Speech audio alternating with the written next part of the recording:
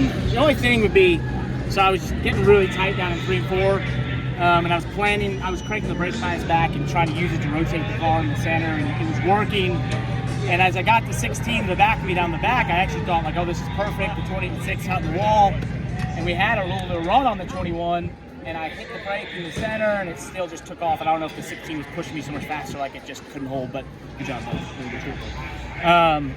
and, you know, that just didn't allow us to have the, you know, maybe materialize a run with the 60 behind us to the 21. But I don't know, it would have been really tough to beat him off 4 without some gargantuan run the way this place is designed, and he would have been able to block. So congrats to him.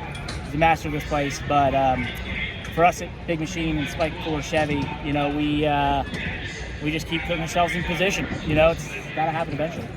What were you thinking those last couple of laps? What's going through your head as the race car's already trying to process those last 2-3 laps? Well, I love about these races is the intensity literally picks up, and you can feel it. It starts bubbling, and every move becomes more important, more impactful, and every little inch is more important and more impactful, and you just keep feeling it rise, and then you go to those last few moments of the race, the last lap, and every move you're just trying to, you know, pick and choose and guard and move and hope it all works out and plays out. And you're playing a scenario in your head, which I envisioned being the third car on the last lap coming down the backstretch with a run.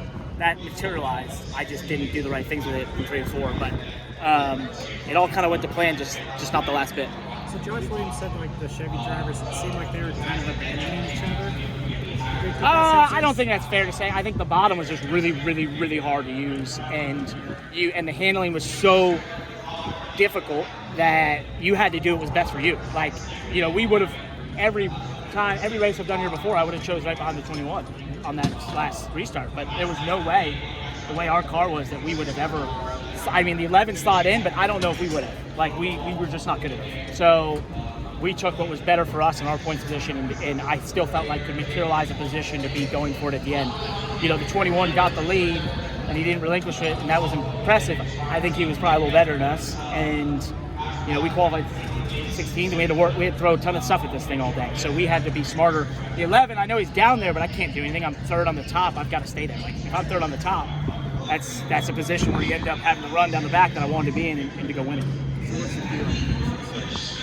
You know, it's nice to have a good finish. I just want to win one of these, Dustin. You know, I mean, it's just so close. And I can see it, feel it, be there. And I love this game, and I love being a part of it, and I love being in it. And I hope that you know, we can find a way, because